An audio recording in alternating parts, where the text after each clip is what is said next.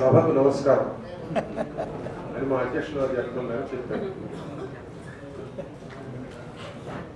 ఎన్నికల సీజన్ రాగానే ఎన్నికలు మీడియా పాత్ర అనే ఒక సెమినార్ పెట్టడం నేను నా చిన్నప్పటి నుంచి చూస్తున్నాను. ఎన్నికల్లో ఏమి నిర్వహించాలి, ఏ రకమైన పాత్ర నిర్వహించాలి మీడియా, ఏమన్నా ప్రత్యేకమైన పాత్ర ఏమైనా ఉంటుందా? నేను 40 ఏళ్ళుగా జర్నలిజం ఉన్నా. ప్రత్యేకమైన పాత్ర ఏ విధంగా నిర్వహించాలి ఎన్నికల్లో మీడియా అనేది నాకేం పెద్దగా బోధపడాల. అయితే కొన్ని పాయింట్లు మీతో ప్రస్తావిస్తాను ఈ సందర్భంగా. ఎన్నికలు constitution basic part. Free and fair elections are basic part of Indian Constitution. Kesavananda case ప్రకారం basic structure of the constitution doctrine ఒకటి వచ్చింది. మీ అందరికీ తెలిసిన విషయం అది. ఆ బేసిక్ స్ట్రక్చర్ డాక్ట్రైన్లో ఫ్రీ అండ్ ఫెయిర్ ఎలక్షన్స్ కూడా ఒక భాగం. ప్రజాస్వామ్యానికి స్వేచ్ఛాయుతమైన న్యాయబద్ధమైన ఎన్నికలు ఆక్సిజన్. ప్రజాస్వామ్యంలో మనం 4th ఎస్టేట్ కదా. 4th ఎస్టేట్ మరి ఏ రకమైన పాత్ర నిర్వహించాలి? ప్రజాస్వామ్య పరిరక్షణే ఎన్నికలకు సంబంధించిన ప్రత్యేకమైన ఆ ఎన్నికల పవిత్రతని కాపాడడం కోసమే మనం ఏం చేయాలి, ఏమైనా చేయాలి కదా. అంటే నో హోల్డ్స్ బార్డ్ యాటిట్యూడ్ ఉండాలి ఎన్నికల విషయం. కానీ అట్లా ఉంటుందా? ఆ విధంగా జరుగుతున్నదా ఇవాళ ఇండియాలో? ప్రాథమికంగా ఇవాళ ఇండియాలో నడుస్తున్న మీడియా మోడల్ ఏదైతే ఉందో, రెవెన్యూ మోడల్, ఇది ఆ మీడియా ప్రజాస్వామ్య పరిరక్షణ కోసం నడుము బిగించే మోడల్ కాదు, నడుము బిగించేందుకు ఉపకరించే మోడల్ కాదు. ఇప్పుడు మనకు తెలిసి మనం కొంటున్న దినపత్రికలు ఏవైతే ఉన్నాయో, ఆ దినపత్రికల ప్రొడక్షన్ కాస్ట్కి మనం ఆ పత్రిక కొనేందుకు చెల్లిస్తున్న డబ్బుకి 7 రూపాయలు 8 రూపాయలు ఇస్తాం కదా. అసలు పొంతం లేదు. ఆ ప్రొడక్షన్ కాస్ట్ 20 రూపాయలు 10 రూపాయలు ఉంటుంది. అంత నష్టాన్ని భరించి ఆ యజమాని ఆ ప్రచురణకర్త మనకి ఎందుకు ఇస్తున్నాడు? పేపర్ ఒక కాపీకి, ఒక ప్రతికి ఒక 20 రూపాయల నష్టాన్ని భరించి ఎందుకు ఇస్తున్నాడు ప్రచురణకర్త మనకి? ఆయనకి వేరే దారుల్లో ఆ నష్టాన్ని భర్తీ చేసుకునేందుకు అవకాశం ఉంది. ఆ దారులు ఏమిటి? అడ్వర్టైజ్మెంట్ ఇచ్చే వాళ్ళల్లో ఒక ప్రధానమైన అడ్వర్టైజర్ ఎవరు? గవర్నమెంట్ అంటే ఆ డేస్ గవర్నమెంట్ ఏ పార్టీ అయితే ఆ ప్రభుత్వాన్ని నడుపుతుందో ఆ పార్టీకి ప్రభుత్వానికి అక్కడ పెద్ద తేడా ఏం చూస్తాం. ఆ గవర్నమెంట్ ఎక్స్ అనే పార్టీ నడిపే గవర్నమెంట్ అడ్వర్టైజ్మెంట్ తీసుకున్న ప్రచురణకర్త ఆ ఎక్స్ అనే పార్టీ మీద క్రిటికల్ ఎవాల్యుయేషన్ చేయగలరా? క్రిటికల్ ఎవాల్యుయేషన్ చేసే తన టీంని సరే చెయ్యండి, మీ పని మీరు చేయండి అనగలరా? ఆ తరహా పత్రికలు వాళ్ళు ఉన్నాయా?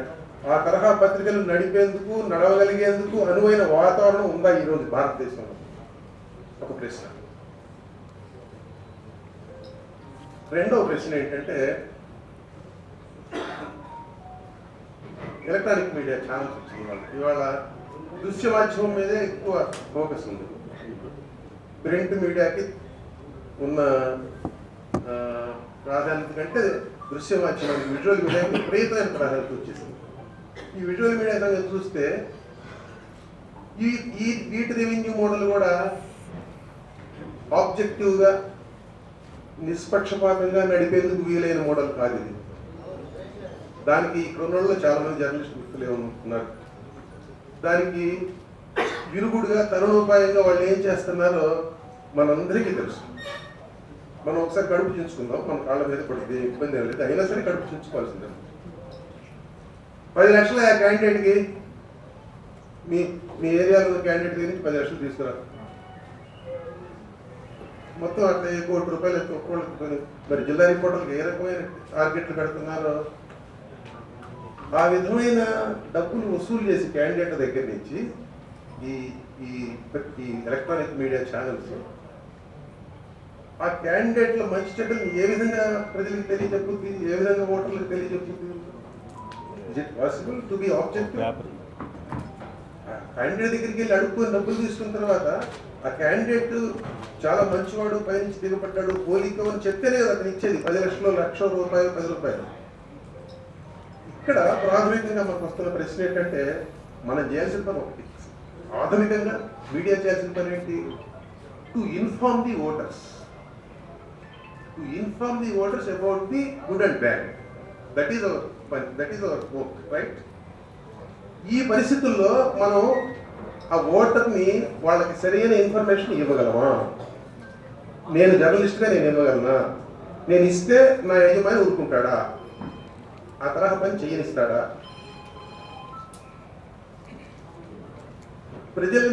ప్రజలకి సరైన ఇన్ఫర్మేషన్ ఇవ్వడం చేతగాని, చేత అయినప్పటికీ ఆ పని చెయ్యని మీడియా ప్రజాస్వామ్యానికి ద్రోహం చేస్తున్నట్టు.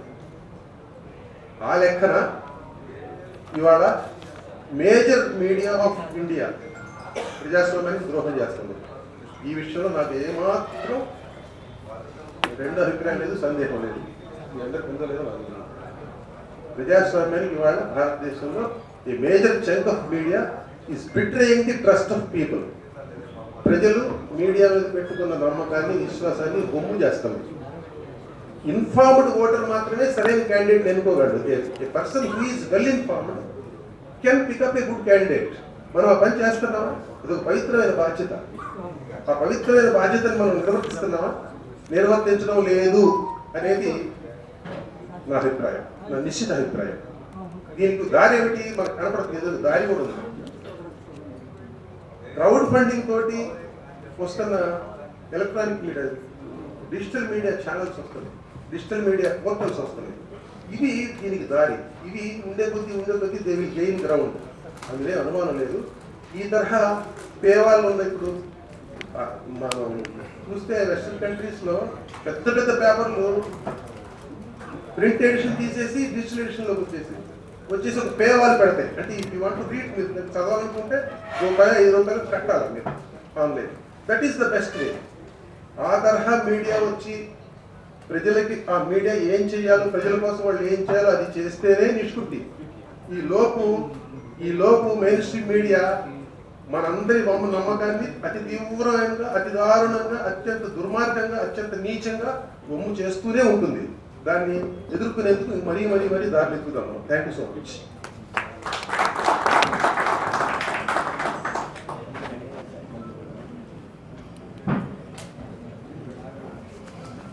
క్లుప్తంగా, ముక్కుసూటిగా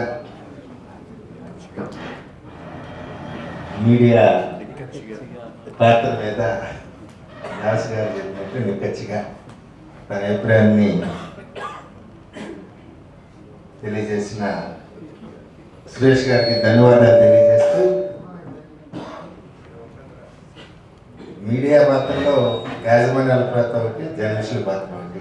జర్నలిజం కాపాడుకునేందుకు జర్నలిస్టుల పక్షాన మన 2 యూనియన్లు దేశవ్యాప్తంగా, రాష్ట్ర వ్యాప్తంగా పాటుపడతానే ఇంకా పాటుపడాలని కోరుకుంటూ, మన ఇండియన్ జర్నలిస్ట్ యూనియన్ జాతీయ కార్యదర్శి కామ్రేడ్ సోమసుందర్ గారు మాట్లాడాల్సింది. అందరికీ నమస్కారం. సురేష్ గారు ప్రారంభించిన డిబేట్ని నేను కొనసాగిస్తూ 1-2 అంశాలు మీ దృష్టిలో పెడతాను. నిన్ననే మార్చి 23 భగత్ సింగ్ వర్ధంతి సందర్భంగా ఇండియన్ జర్నలిస్ట్ యూనియన్ దేశవ్యాప్తంగా ఒక 3 ప్రధాన డిమాండ్ల మీద సేవ్ జర్నలిజం అనే పేరుతో డిమాండ్స్ డే ఒకటి కండక్ట్ చేశాం. నిన్న ఆంధ్రప్రదేశ్లో 19 జిల్లాల్లో 60-70 కేంద్రాల్లో జర్నలిస్టులు ఈ డిమాండ్స్ అన్నింటినీ కూడా ఒక పక్కన ప్రభుత్వ అధికారులకి, ఇంకో పక్కన కంటెస్టింగ్ క్యాండిడేట్స్కి, అలాగే రాజకీయ పార్టీల నాయకులకి వినతి పత్రాలు ఇవ్వడం జరిగింది. అందులో 3 డిమాండ్స్ ఉన్నాయి. ఒకటి, మీడియా కమిషన్ ఏర్పాటు చేయాలని ఒకటి, జర్నలిస్టుల భద్రతకి ప్రత్యేక చట్టం చేయాలని ఒకటి, జర్నలిస్టుల వేతనాలకు సంబంధించి వేజ్ బోర్డు 2007లో వేశారు, అప్పటి నుంచి వేయలేదు కాబట్టి వేజ్ బోర్డు వేయాలని. ఈ 3 ప్రధానం. ఆంధ్రప్రదేశ్లో మేము జర్నలిస్ట్ మేనిఫెస్టోని కూడా తయారు చేసి దాన్ని కూడా అన్ని రాజకీయ పార్టీల ప్రధాన నాయకులకి ఇప్పటికే అందజేశాం, రాష్ట్ర అధ్యక్షులకే డైరెక్ట్గా. ఇందులో ఈరోజు టాపిక్ మీడియా కమిషన్కి దీనికి రిలేషన్ ఉంది. ఎందుకంటే మన దేశంలో మీడియాలో ఇన్వెస్ట్మెంట్, దాని స్వభావం, దాని గురించి కూడా మనం ఆలోచించాలి. ఇప్పుడు 3 లక్షల కోట్ల రూపాయల ఇన్వెస్ట్మెంట్ మీడియా రంగంలో ఉంది మొత్తం దేశంలో. రాబోయే ఇంకో 3-4 సంవత్సరాల్లో ఇది రెట్టింపు అవుతుంది, 5 నుంచి 6 లక్షల కోట్లు అవుతుంది. ఇంత డబ్బు పెట్టిన తర్వాత దీని మీద ఆధిపత్యం ఎవరి చేతిలో ఉంది అంటే 86%, అంటే ఈ 3 లక్షల కోట్ల స్పేస్ ఏదైతే ఉందో మీడియా స్పేస్, అంటే డబ్బుని నేను స్పేస్లో చెప్తున్నాను. 3 లక్షల కోట్ల రూపాయల ఇన్వెస్ట్మెంట్ ఉన్న మీడియాలో 86% స్పేస్ కేంద్రంలో రూలింగ్ పార్టీ ఏదైతే ఉందో దాని చేతిలో ఉంది, 86%. దాన్ని బట్టి మీడియా ఎంత స్వతంత్రంగా పనిచేయగలదు అనేది ఒక సమస్య. సో మీడియా ఇన్వెస్ట్మెంట్ స్వరూపంలోనూ స్వభావంలోనూ మార్పు తీసుకురాకుండా సురేష్ గారు చెప్పినట్టు ఇండిపెండెంట్ జర్నలిజాన్ని మనం ప్రోత్సహించకుండా ఇదే కార్పొరేట్ ప్రో గవర్నమెంట్ ధోరణులతో ఉన్న మీడియా కనుక ఉన్నట్లయితే ఇది ప్రజాస్వామ్యానికి భవిష్యత్తులో కూడా ఇంకా ఎక్కువ ప్రమాదం అవుతుంది. అంచేత దాని మీడియా ఇన్వెస్ట్మెంట్ స్వరూప స్వభావాల్ని మార్చడానికి ప్రయత్నం జరగాలి. ఇది ఒకటి. రెండోది, మన మిత్రులు జర్నలిస్టులకు సంబంధించి ప్రెసిడెంట్ గారు ముందే చెప్పారు, యాజమాన్యాలు వేరు జర్నలిస్టులు వేరని. నిజంగా అట్లా ఉంటున్నామా మనం?